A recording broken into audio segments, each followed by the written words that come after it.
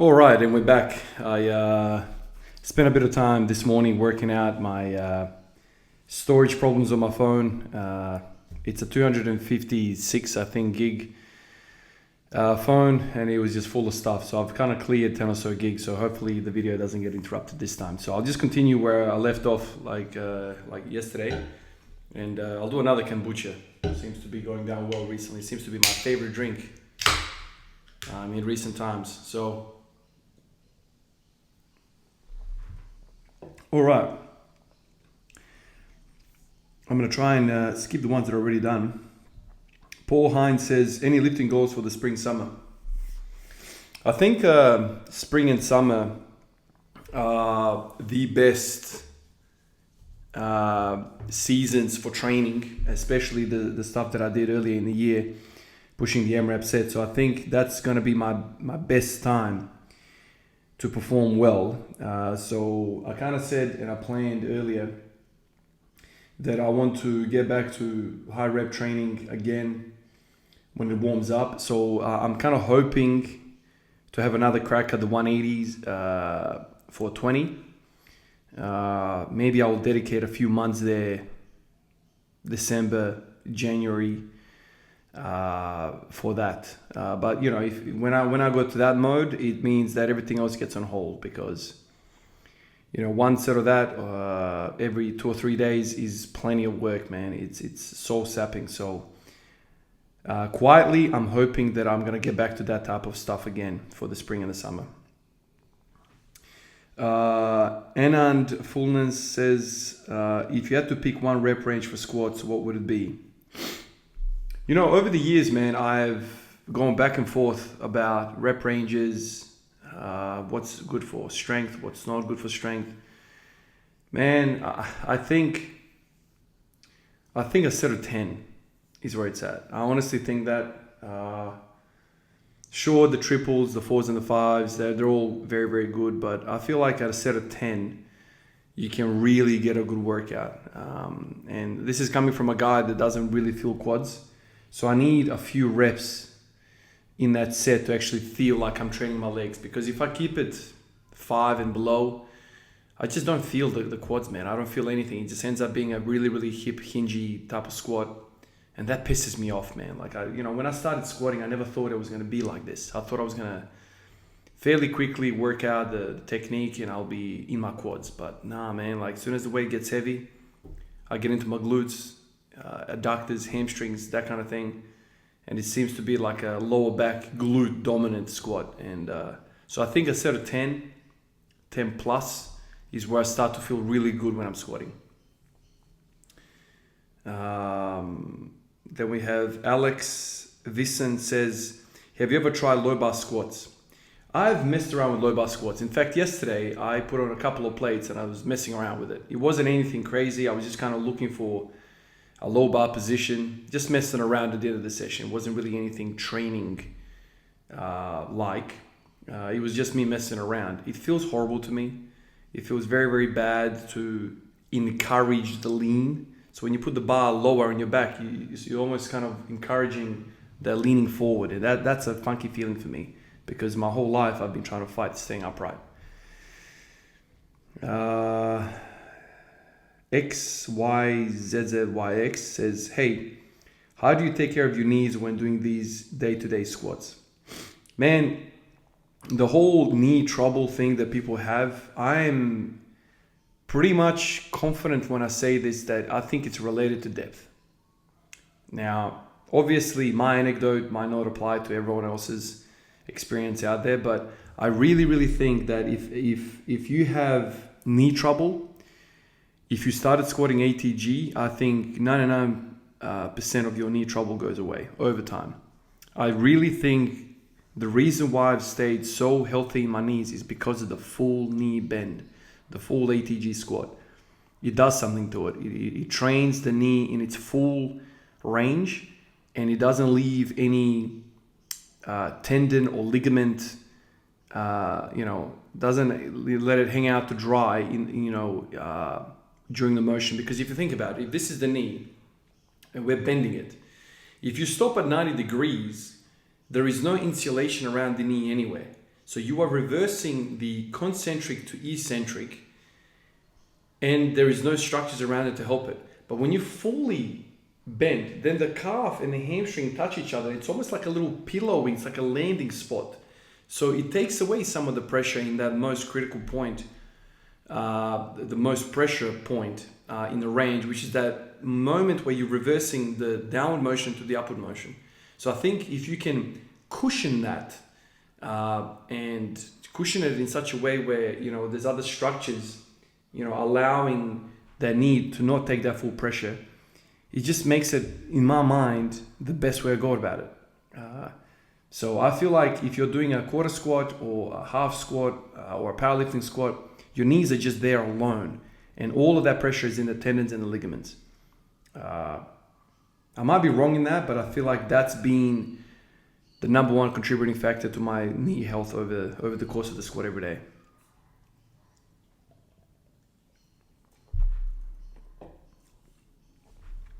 Luke Castano says, hey Ivan, any advice for healthcare students on how to do the best job we can on placement and just overall within the healthcare field? I'm going on my first paramedicine placement soon. I just wanted to get an idea of how to be useful, get the most out of it. Cheers. Luke, I think it's Luke. Man, we have a lot of students come through our department. And depending on what year level you are, year 1, year 2, year 3, all that stuff, you will kind of do various different degrees of the job, right? So as a year 1, basically you're standing around and observing for the most part. When you start doing stuff, obviously you need to be supervise everything you do. That's kind of what students are there to do. But from my perspective as a senior in ED, I always say to everyone, man, even to the guys who are actually qualified and registered and starting to work and the juniors, graduates, I always say to everyone, man, the more questions you ask me, the more comfortable I feel with you working next to me. The more comfortable I feel like, with you being within ED and doing jobs. So the moment I feel like people are doing things by themselves in their own little world, going about their business, and they're not feeding back anything, I start to kind of have trust issues about these people, because there's no way in hell a year 1 is going to just be able to go around and do things without asking any questions. And so the more questions I get from the juniors, the more comfortable I feel like, that person is doing exactly what they know what they're doing. Because if they didn't, they would be asking me. And I know that because they always ask questions where they don't know. So ask a lot of questions. You're there to ask a lot of questions. You're there to learn. You're there to observe. A lot of students do jump into the research room where we've got cases going on in there. And I always tell them, like, when you feel like it's too much, step out. There's a lot of things that happen in there that I remember me as a student, I used to go, whoa, man, I did not expect that. That's wild, man. So the reason why, I've been able to be all right all these years in nursing is because you get slowly introduced to some of the gory parts of the job. The first time, you see a cannula, then you see maybe a wound clean out, and then slowly you see maybe a shoulder relocation, a hip relocation. Then you might see an arterial bleed on the wrist. Then you might see maybe, I don't know, it's probably a big jump, like a chest tube being inserted into somebody's lung. Then you might, come in when somebody's coming with a gunshot wound, stabbing, and then eventually, you see a cardiac arrest, a respiratory arrest, and so it kind of builds you up. But if I just took you and put you straight into the research room where you're watching somebody fighting for their life after a stabbing, that can be a lot of stimuli to process, and it could be quite confrontational for you. So if you feel like it's too much, step out, man. And I think it's best for you to step out and prevent that burnout, prevent that shock, because you'll have plenty of time in your career to be exposed to some of these things. But I feel like there should be a slow introduction into some of the goriness of the job. You can't just walk off the street and go straight into a research room and then walk out and not have any PTSD. The whole thing about PTSD is that it's too much for you at the time and you're not prepared. So if I took my brother, who's never been in a hospital basically, and I put him straight into a research room, he'd be emotionally distressed. So yeah, ask lots of questions, and it's okay to step out situations that you don't feel comfortable in. Jimmy G says, home gym versus commercial gym. Oh yeah, we did that yesterday. We did the next one yesterday. Conquistador says, will you ever switch from squat every day to a different lift if you reach your squat goal?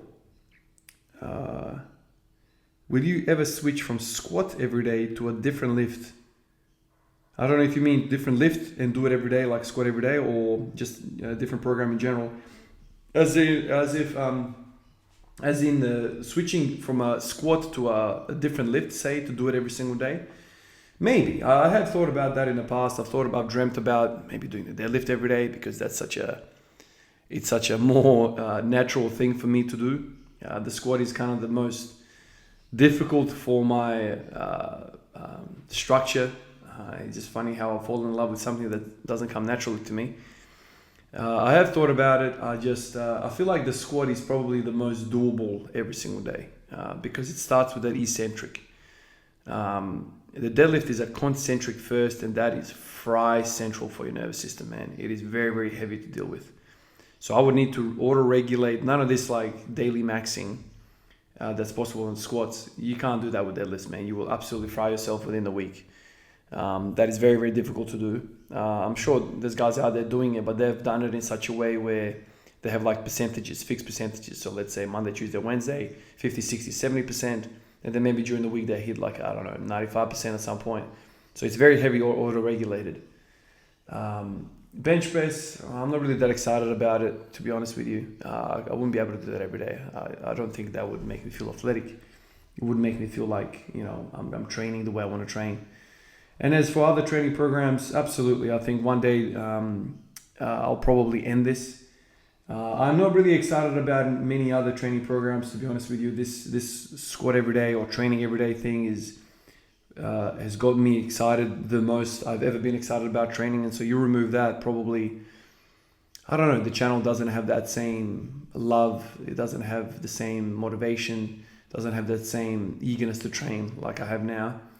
But I definitely see myself maybe going from squat every day to train every day. Training every day is something that would really suit me as well. Probably suit me even more than squat every day, because it doesn't place restrictions upon me at all. It's just I can do whatever the hell I want. So that's something that I'll probably want the most. Walk in and be like, what do I want to do today? Yeah, I'll do some deadlifts, or I'll do some bench press, or I'll do some overhead press today. That's all I want to do. That would be sick, man. That would be really, really cool. Mm-hmm.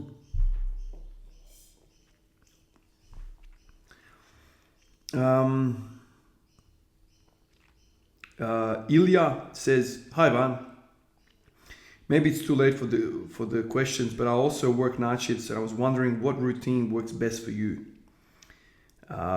when doing night shifts. How do you approach sleeping, eating times, training times, stretch, etc.? Thank you. God bless. Thank you, Ilya. So man, after years and years of doing night shifts, I've kind of worked out a routine that works well for me. So before every night shift, this is what I do. My night shift starts like at 9 p.m. 8:45, I got to be there. So the way I do it, man, is I try and get 2, if I'm lucky, 3 hours of sleep before I rock up to the night shift, even the first night. I know a lot of people come in and they're like, on the first night, you don't need to prep at all, just going cold. So no nap at all, going straight. I've done that in the past, and that is a freaking long night, especially if you're training and you're carrying residual fatigue from training with weights every day, like I am. So 2 or 3 hours sleep before every night shift. If I have 2 or 3, and so then after that night shift, I'll get in 4 or 5 hours sleep after that night. And so that's the night shift. If I have to do 2, 3, 4, 5 night shifts, I do it like this. So I make sure that I sleep just before starting a night shift. So let's say I've got the second night shift in a row now. I've slept 5 hours after the previous night, and I had a couple of hours before it. So now I've woken up, let's say at 1 p.m. I'll get up before I do anything, head out and train. I train for an hour, maybe 2 hours if I'm really crazy. And then, so I'm finished with training around, let's say 3:34, something like that. Come in, shower, sleep, and I try to go back to bed around 5 o'clock again, maybe 5 to 6 o'clock, and I sleep from 6 to 8 o'clock. I go to work at 8:45. So I make sure that I wake up and I go to sleep, and I go to the night shift. So I've done it in the past where between the first and the second night shift, I try to sleep 8, 9, 10 hours, and I just lay there in bed aimlessly, rolling around, go to the toilet and back. Very poor quality sleep. The moment I wake up for the first time, boom, get up and go. Get up and go, because your body's like, it's going to be sluggish if you want to go back to bed again and try and force yourself to sleep. So as soon as I wake up after the night, get up and go. That means that I haven't had enough sleep, but I will fade before the start of the next night shift. And so I have, I always make sure I have a nap before the night shift. And then after the night, it's no problem sleeping 5 hours. So that's kind of worked for me. Some people are like, why the hell would you want to get up after 5 hours? It works for me. And it works because I get to sleep right before going to work. Whereas if I was to, let's say, wake up at 4 p.m. and I didn't wake up at 1 p.m., now I have to go 5 hours before I even rock up to work. I'm already fatigued. 5 hours I've been up and about. But if I just wake up and go to work, I feel like it carries me through the night shift better. So that's kind of how I've worked it out over the years. In terms of training, man, I auto-regulate. So, warm up and see what's possible. It starts with a warm up. If I warm up and I feel like dog shit, well, it's not going to go well, and I just auto-regulate the volume of whatever I'm doing and go from there. The eating is the biggest problem. The eating I haven't worked out at all. In recent times, I would wake up and I'm like, okay, I have zero appetite. I'm just going to eat a banana, or even like eat a donut, or eat anything just for carbs, just so I have some sort of glycogen in my muscles. Most of the time, I'm not hungry for meat or for proper meals, but I force something down, and I feel like sugar is easy to force down. Now, that sugar in somebody that doesn't train is a bad idea, but I need fuel. I need fuel for the training session, and so eating crappy food, I feel like is better for me sometimes than no food at all. I do fasting quite often. Almost every week I do fasting for 16 hours around the night shift. So when I'm really keen to try and have a good session, I try to get some fuel in the form of anything I can get my hands off, really. David Doran says, how is your mobility, Vance? Shoulder, hamstring, hips? My mobility is not the greatest, man. I feel like I'm okay through the hips. I've got external rotation that's pretty okay. Internal rotation has always been basically at 0 degrees, maybe 5 or 10 sometimes. So internal rotation of my hips has always been a struggle. I don't know why. Maybe it's the hip structure that I have. That's kind of how I am. I've tried to kind of mobilize the joints in the hips a few times, but it's never really stuck around. Maybe because I don't really attack it with the whole heart like I do with many other things. Shoulders, hamstrings, I can touch my toes, but I have to round my back. So I'm not one of those guys that can just, with a flat back, touch my toes. So my hamstring mobility is probably limited as well. But the shoulders are fine. I've never had trouble with my shoulders. Shoulders are okay. Internal, external rotation is fine. I wish I had more external rotation so I can, do the front rack a little bit easier. But that's something that doesn't really get excited in me all that much. What was a moment where you almost quitted the daily squats? Betty Mix says, man, probably 3-4 months ago now when I got sick, probably the worst I've ever been sick in my life. My God, when I think about it. I've been talking about this to a few people at work. Oh, man. So all of us in the house got sick. Me and my partner and the kids. We were all sick for about 7 days straight. And I was febrile for 5-6 of those days. It was unreal. There was a few nights there where I couldn't lay down. I had shortness of breath laying down. And so I slept 2 nights in a row sitting on a couch, sitting upright. So I didn't go to work for about 7 days. And when I go back, I was talking to a few of my colleagues, a couple of the doctors at work, and they're like, Ivan, you should have come to ED, man. That doesn't sound good. Like if you're if you're getting short of breath lying down, you probably had some sort of pericarditis or something like that. So I probably had something that should have been treated, but I don't know. I stuck with it. I didn't want to leave the family. Everyone was sick. I just thought it doesn't matter, man. I'll just power through it.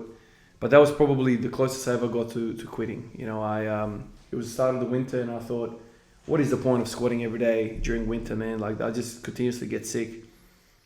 It was wrecking me, and mentally I was like, I'm done with this, man. Like, I can't be screwed squatting another 7 to 10 days gingerly. So that was probably the closest I've ever come to quitting the squat every day. But I said to myself in that moment, okay, I'm not gonna quit when I feel shit. I'm gonna make this decision to quit 1,700 days of squats in a row.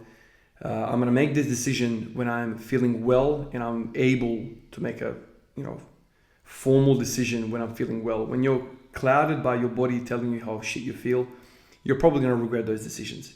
So let the dust settle, then make the decision. And so that's kind of what I did. And then, surprise, surprise, I got healthier, and then I was keen to train, and then all of that passed. So there's a lesson to be drawn from that, and that's don't jump to conclusions, especially when the circumstances are forcing you to make a decision, making you lean to one way. So here I am again.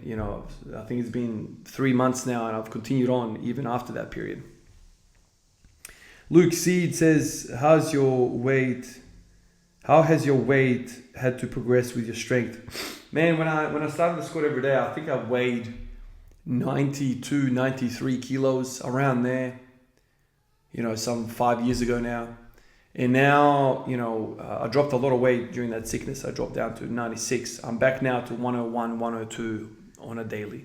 So I'm 101, 102 kilos, which is 225 pounds at 6'1". And to be honest with you, like when I hit that 265 deadlift, I was weighing, that was probably the strongest. Well, I'm probably the strongest now, but that was a really, really good period of strength. And I weighed 96, 97 kilos. That was 2.5 years ago. So I think strength does correlate with weight, but it's not like, if you just put on a bunch of slab, you're going to feel strong instantly, at least. I mean, I've never put on 20 kilos of weight like that. But, for the most part, people say that it does correlate really well. For me, I've added, 5 kilos onto my frame since the last deadlift PI, and I'm not deadlifting 270 or 275 or anything like that. I haven't hit that yet. I've answered that one last night about the wifey. I've answered that one. Jimmy G asks, how many years have you trained? When did you start training SQB? I think you mean squat, bench, deadlift. Can you remember what numbers you were? What the numbers were? So I started training. Man, it's so hard, man, because I've kind of been in and out of gyms ever since I was like 18, 19, but it wasn't really like that, man. Like I remember joining the gym for the first time to learn how to squat and deadlift. I had a training session, a personal trainer for a few sessions. He taught me. But now that I think about like my training back then, I had no idea, man. Like I had no idea. So I would come in and just do the machines, and there was no structure, and it was just like, I mean, I trained, I moved, it was okay, but it wasn't really like what I'm doing right now. I always say to people, I properly started training at 25. This is when I bought my squat rack at home. This is when I started journaling, putting every session into the paper. So I started writing about my weaknesses, my plans for the following month, like proper programming. So I started doing all of that at 25. Between the ages of like, let's say 23 and 25, I did also train. I went to the gym and I was squatting. I never deadlifted, doing lots of machines, lots of upper body stuff. I think the only thing that I did for my legs was squats, and I had a horrible time. Like I would step on the plates to elevate my heels to try and squat. I think the first time I squatted was like 40 kilos, I think I did. And I was terrified. I was really, really scared. This was this came after me learning how to squat, but I was hesitant, very, very hesitant of lower back injuries. And then at some point, 23, 24, something like that, I get the times wrong. I had that back injury scare where I felt a pop in my lower back doing some stupid freaking thing, tricep extension like this. Felt a pop in my back as I was putting the weight down on the floor. And that changed everything for me, man. I was like, screw everything, man. Like, I have to get my back right. I have to get my core right. I mean, what's the point of doing bicep curls and tricep extensions if my freaking lumbar back and my anterior core is weak? And so, like, that's when I really started looking at powerlifting. Started really looking at strength athletes and be like, okay, how the fuck does this guy deadlift 400 kilos, man? Like, what is going on there? What's happening? So I started learning about bracing, posterior chain strength, balancing, pulling and pushing muscles, all that stuff. That's where it all kind of started for me. My numbers, so I never deadlifted. So I would have squatted 100 kilos before I even touched a deadlift. So 100 kilos took me probably a year maybe to get to 100 kilos. But this is all like, I just want to reiterate, this is not me maxing out, man. I never maxed out until I got my squat rack at home. Honestly, I just felt scared. So when I started maxing out, probably, I think I started hitting 130. That was kind of my true 1 rep max after like 3 years. And this is around the time I started doing strong lifts and 5x5, Texas strength program and all that. That takes me back, man. That was a good time. In 2 years, we'd love to get near where you are one day and to appreciate what it takes. Yeah, Jimmy, man, like it takes. Some people go to the gym for the first time and they absolutely wreck the weights. Some people like put on stupid amount of weight on the bar as soon as they come in. But me coming from basketball, man, like I wasn't strong. I was quick on my feet. I was an aerobic athlete, first and foremost. That was my background. A lot of these guys, they come into the gym and they have a really good time with weights from the get-go. I feel like these guys are usually the heavier set. They haven't been aerobic athletes. That's just my general interpretation of it. But like I was a skinny kid that struggled to eat. So a guy like that is not built to put on strength and size. And so I was battling my appetite and battling the weights in the gym. Those two things are not good. If you're somebody that has no problem at all in eating, then you're going to go really well. Like, that and strength mixes really well together. So for me, I was like, for a long time, I tried to lean gain. I tried to put on muscle while also having a six-pack popping out of my skin. That is very hard to do, man. Like, strength doesn't like that. You need to be a little bit fluffier if you want to get strong. So, now I've kind of appreciated that, and I'm like, yeah, okay, I need to have a bit of a belly in order for me to progress the weights. Being shredded year round and hoping to be really, really strong, it's not going to go well unless you take some exogenous hormones. If you start doing that, then whatever, the rules are completely changed. But if you're fully natural and you got the skinny jeans, bro, you're going to have to eat, man. You're going to have to eat and you're going to have to feel fluffy. And then you can cut later on, but the process of bulking and cutting is an absolute must. Something that I hated the idea of, but that's something that you just need to make happen. Kasana 8, hey man, are you going to Dennis's farewell? Oh, that's unrelated to this. Maybe you're watching this, I don't know. I'll try and make it there, man. I'll try and make it. What is my diet like? Yov023 says, my diet is basically like Eastern European, man. Like whatever the wife cooks, I eat. I don't count calories. I don't count protein. I don't count any of this stuff. I just, eat 3 to 4 times a day as much as I can. Really, 2 of those meals are proper meals and the other stuff is kind of like smaller meals. With the shift work, it's really hard. At work, I'm there for 8 hours, I eat once. I would eat once before going to work. So on days that I work, I get maybe 2-3 meals a day. That's not very good, but that's kind of how it is for me, man. It's just the life gets in the way. Johnson the third says, are you ever scared of rhabdomyolysis? I've heard it's pretty nasty, and if so, what are you doing to prevent it? Rhabdomyolysis I've seen many times in ED, man. And let me tell you, you should be scared of it, but also you need to understand that to get rhabdomyolysis, you need to do an extraordinary amount of work. And 99% of the people out there don't have the balls to do this much work. So that I just want to say that as a blanket statement. Rhabdomyolysis is not something that you stumble upon. No. You need to be an extremely motivated person to get rhabdomyolysis. And usually it's in endurance type of events. Squatting every day up to a max will never put you in rhabdo. Unless you have some sort of metabolic condition or some sort of renal problem, you might get in trouble with rhabdomyolysis. But for the most part, man, squatting every day, singles, doubles, and triples is not going to do it at all. You are not disrupting your metabolic conditioning at all.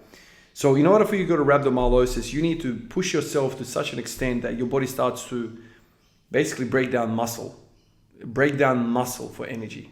Or you need to have some sort of a pressure injury where we see it a lot of people, elderly people who fall at home, can't get up off the ground, and they're lying on their buttock for like 6-7 hours.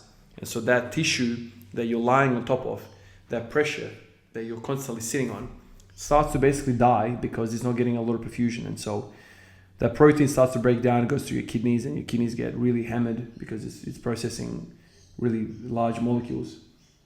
And so you have some of this protein in your urine, which is very, very bad for your kidneys. But for the most part, if you're training marathon running, if you're doing like Ironman, all that, those are the guys that need to be very careful of rhabdo. But the strength athlete is so far away from it, unless you're absolutely going crazy or you're using drugs to fuel your workouts. But rhabdo is a very, very hard thing to achieve. And if you do, yeah, man, it can be really nasty and hospitalize you. Tommy Harrison says, any advice to future medical interns during their ED placements in terms of having the mindset and resilience you have? I talked about it before already. Just try and auto-regulate it, man. So if you find yourself in a situation that you feel like you're too deep in, step out, and because you don't want to be burning out too quickly. There is a progression with weights that we do in the gym, and there should be a progression of what you see in the ED. You don't want to just run in and start seeing some of the nasty things that happen in the resource room from day one. That's not going to be good for you. It could be very, very heavy for you to process, especially if the person is young and are going to die. That is very hard to deal with. So, I think for the most part, hospitals do a good job in easing people into some of these situations. So, when I started working in ED, first you do, the not so acute areas, and then you kind of work into what we call the red doors, where the sickest of the sickest go. And then later on, a couple of years down the track, you even get a sniff of the resource room. It's not like you start working, boom, straight to the resource room. No, the resource room is mostly saved for the really senior people who've been there years. And so by the time you even get to the resource room, you've kind of wrapped your head around many different things. So I would just say, I know the interest and the curiosity is going to be there for you. You want to see the nasty of the nasties. But just be mindful that there are some things that if you get exposed to too early, it might be a real detriment to you. Prodno says, what has worked best for you when you have hit a plateau? Man, plateau is the story of the day, isn't it, man? That's pretty much what we all have to deal with.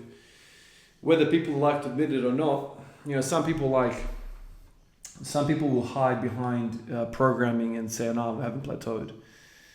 Just because you are changing your routine every 3 months, doing this, that, the other, doesn't mean that you haven't plateaued. You don't know if you're plateaued. You haven't tested. With programs like I'm doing right now, I pretty much have my fingers on the pulse every day, or at least every week. I know exactly what my strength is. Some people don't test for 6, to a year, 6 months to a year, and they're like, no, I haven't plateaued. Well, you don't know if you plateaued or not, because you haven't tested. You don't really know. If you haven't done a PR like me for 2 years, you've plateaued. And I think a lot of guys that I've spoken to, social media will tell you otherwise, but most people that on the ground, normal people that I've spoken to, some of them haven't, hit a bench PR for 5 years.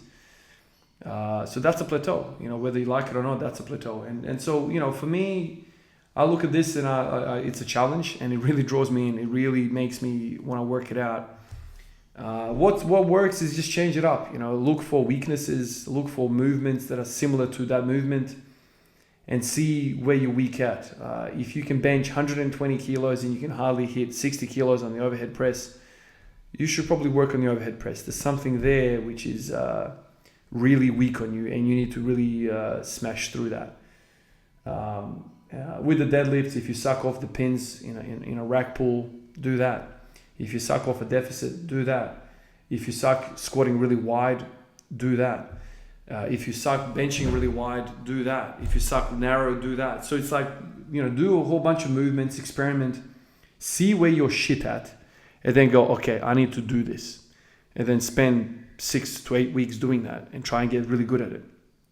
And then once you've raised that bar to that level, hop on and go back to your primary and see if it's impacted. And they just kind of do that.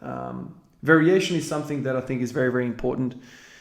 And over the years, I've disrespected variation for the sake of frequency and specificity. But I think variation is the key, man. Like, you just keep mixing it up. The moment you feel like you plateaued, change something.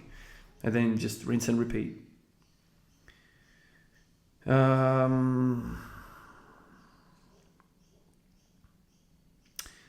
Steve FB1, he goes, as a nurse heading into a night shift today, I'm curious about how working a night shift affects your training and progress. What are your thoughts? Man, I mean, it's tough. It's not good. It is not good for you. It's well discussed in literature as well. Doing a night shift, staying up so often, all night, is not good for you. But there are many things that are not good for you. Some people that are working 9 to 5 don't train. So what's better? People that are living a sedentary lifestyle and work 9 to 5, never do a night shift, or the guy that does an occasional night shift and trains like a maniac. What's better in terms of life expectancy and overall health? I would say that training is the most important thing. And so in an ideal world, I should be working 9 to 5 and train like a maniac. But that's not a reality for me. It affects it. It's not good. To what extent, I'm not sure. But it's a disruptor to my everyday routine. Everyday sleeping, eating, all that stuff. Recovery is definitely impacted. Rahul Sandhu says, I've always set and achieved goals like passing exams, earning a degree, publishing papers, getting stronger, or starting my master's. However, even after reaching these milestones, I never feel fully satisfied. There's always an urge to set new goals as life seems to move quickly. How can I break this cycle and find lasting fulfillment? Cheers. That's an excellent question, dude. That is an excellent question, and something that I love to ponder about: the philosophy of life, how you process life, how you mentally approach life. All of that stuff really interests me, and I feel like it should interest everybody in the world. But I think what happens is most people zoom into life and they're focused on things that you've kind of explained already. Goal 1, goal 2, goal 3, masters, job, career, degree, just all of these things. And so it's always on to the next thing, on to the next thing, on to the next thing. Okay, I need to worry about the next thing. And never, or maybe very rarely in life, do people go, let me step back a little bit and go, what the fuck is going on here, man?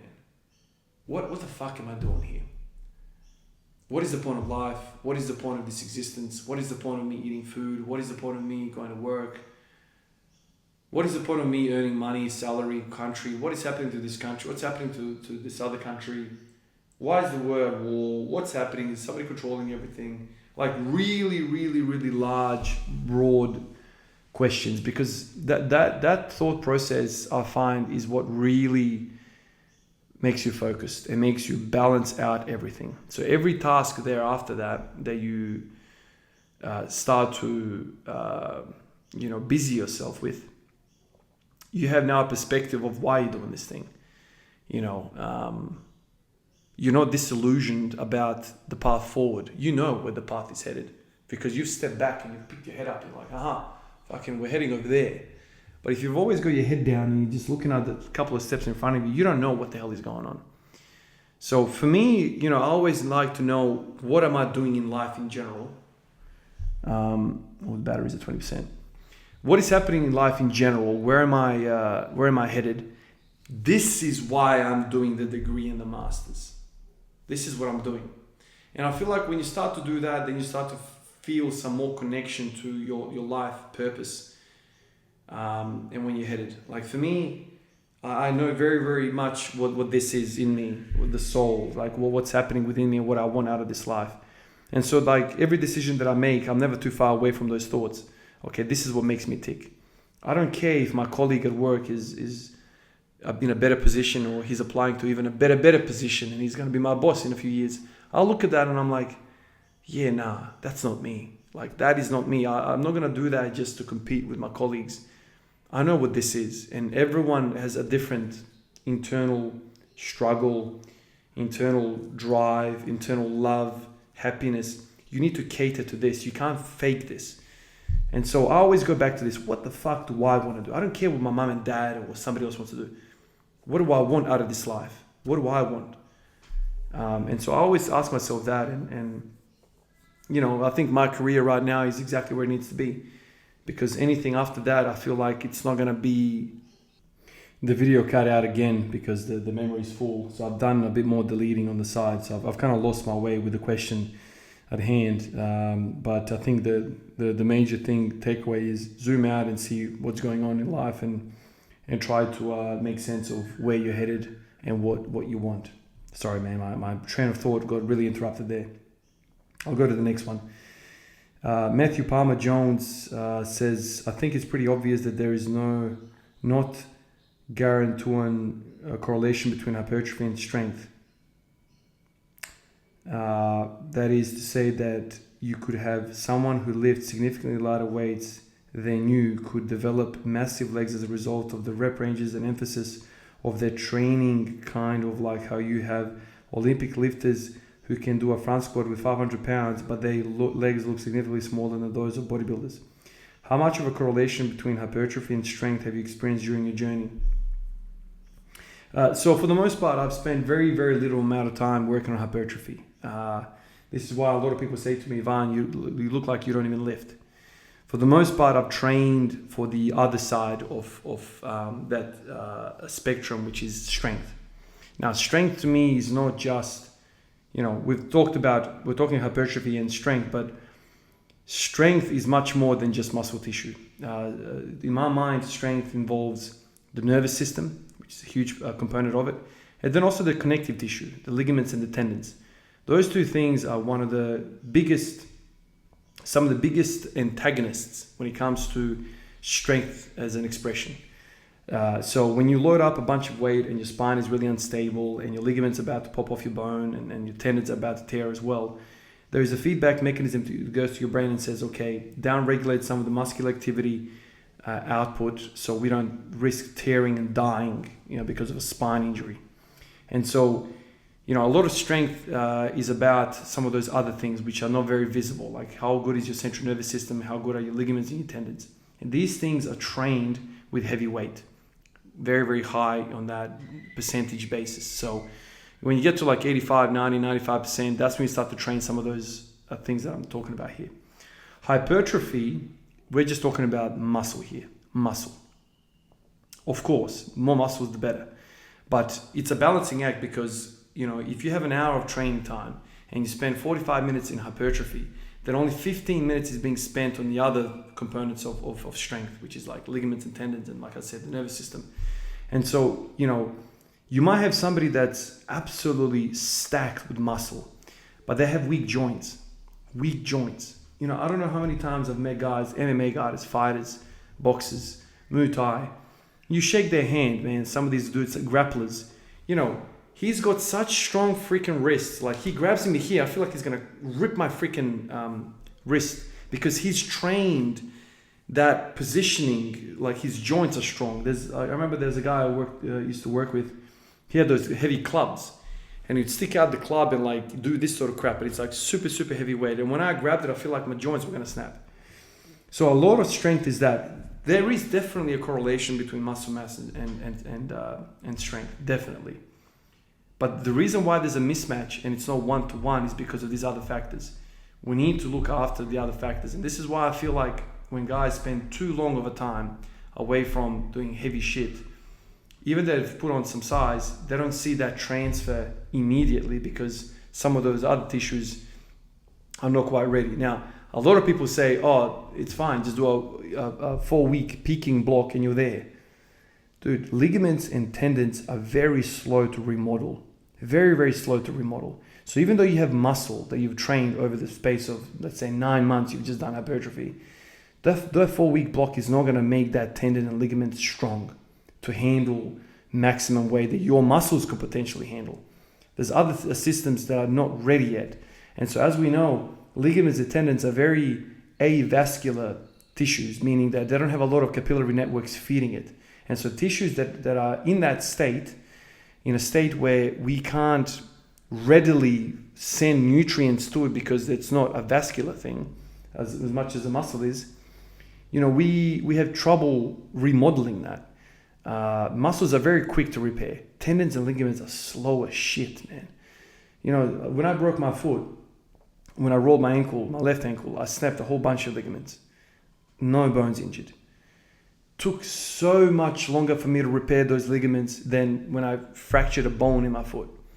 The bone heals because it's a vascular thing. There's a lot of blood within it. So there is a correlation, but the rep ranges which we use are very important, because if you stray too far away from the singles, then you are training something that is purely a muscular thing, and it's not going to train the joints and the bracing and all the other stuff. So there's a relationship there. Everyone's going to be different, but don't disrespect heavy weight. Even though you don't feel it in your muscles, there are things that are happening when you're training with heavy weights, singles, doubles, and triples, that are changing and remodeling structures that you can't see. You can't see somebody's ligament or a tendon, but that is happening in real time. That thing is remodeling every time you pick up a super, super heavy weight. Mr. Woohoo says, how was your perspective on life changed from when you started uploading to now? Man, a lot of life has gone through in the last 5 years. You know, I've matured. You know, I've worked in ED for such a long time, seen much, much more. You know, when I started uploading, I had just one child. Now I've got 3. The squat every day I started shortly after my second child was born. But yeah, man, 5 years going from 30 to 35, a lot of life has happened. You know, I think that the early part of your 30s is a very busy time, starting a family, doing all of that, house, finances, being the man of the house, you know. There's a lot to learn there, man, a lot to take on. So a lot has changed about my life. It would be very hard to even start to summarize that stuff.